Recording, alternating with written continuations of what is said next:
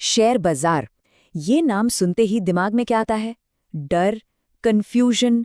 अक्सर फिल्मों में और अपने घर परिवार में भी यही सुनने को मिलता है ना? पर सच क्या है? आज हम इसी गुत्थी को सुलझाएंगे, बिल्कुल जीरो से, एकदम आसान भाषा में। इसकी पावर को समझने के लिए चलिए एक कहानी सुनते हैं, एक नंबर की कहानी। जरा सोचिए, अगर आज से करीब 40 साल पहले किसी ने विप्रो नाम की कंपनी में सिर्फ 10,000 रुपए लगाए होते, तो आज वो कितने पैसे होते? अंदाजा लगाइए। आज वो होते पूरे 700 करोड़ रुपए। जी हाँ, 700 करोड़। ये मजाक नहीं है, ये है शेयर बाजार की असली ताकत।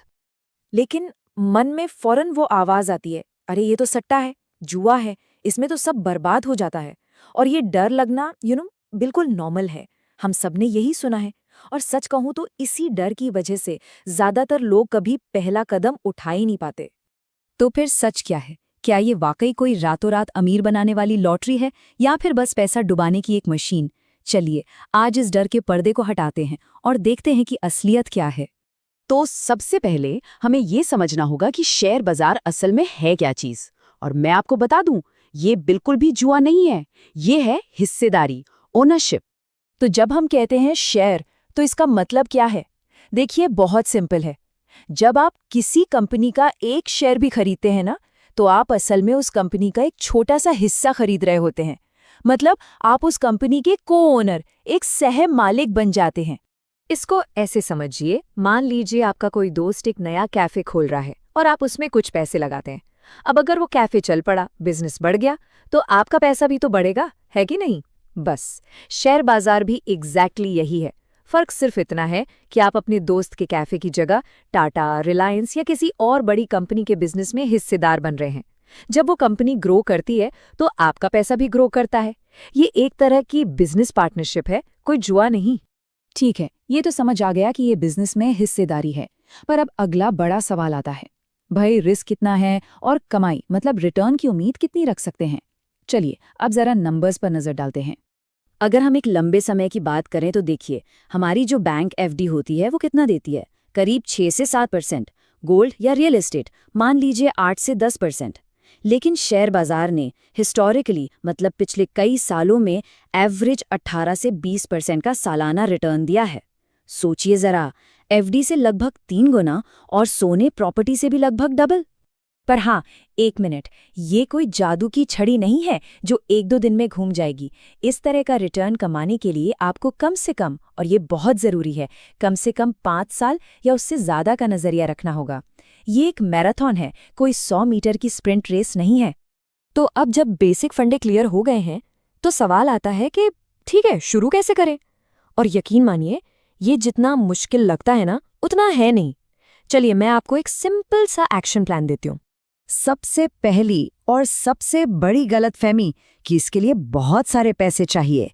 बिल्कुल नहीं, आप महीने के सिर्फ 1,000 रुपए से भी शुरुआत कर सकते हैं। अरे, एक स्टूडेंट अपनी पॉकेट मनी से भी शुरू कर सकता है। सबसे जरूरी है बस वो पहला कदम उठाना। प्रोसेस तो और भी सिंपल है। देखिए, आपको बस 3 चीजें चाहिए: आधार कार्ड, पैन कार्ड और एक बैंक अकाउंट। ये तो आजकल सबके पास होता ही है। बस फिर किसी भी ऑनलाइन ब्रोकर की ऐप डाउनलोड करके अब घर बैठे बैठे अपना डीमैट अकाउंट खोल सकते हैं। सब कुछ ऑनलाइन, कोई कागजी काम नहीं। कुछ ही मिनटों में काम हो जाता है। लेकिन रुकिए, पैसा लगाने और अकाउंट खोलने से भी 1000 गुना ज्यादा जरूरी है सही माइंडसेट। क्योंकि असली खेल यहीं पर है।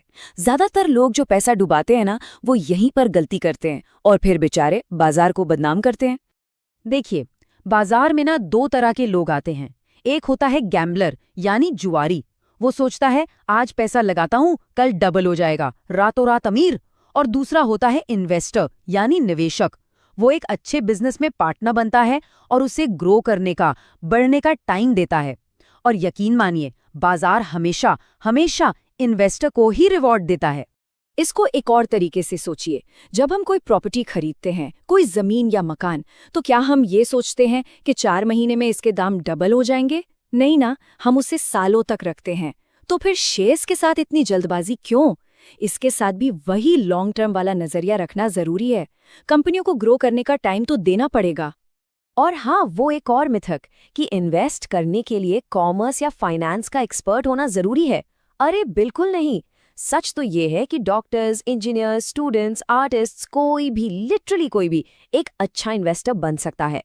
एक मजे की बात बताऊं, एक स्टडी में 10 साल के बच्चों ने बड़े बड़े फंड मैनेजर्स से बेहतर स्टॉक चुने थे।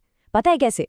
उन्होंने बस उन कंपनियों को चुना जिनके प्रोडक्ट्स वो रोज इस्तेमाल करते थे और पसंद करते थे। सिंपल। तो ठीक है, अब इतनी सारी जानकारी के बाद इसे एक्शन में बदलने का टाइम है।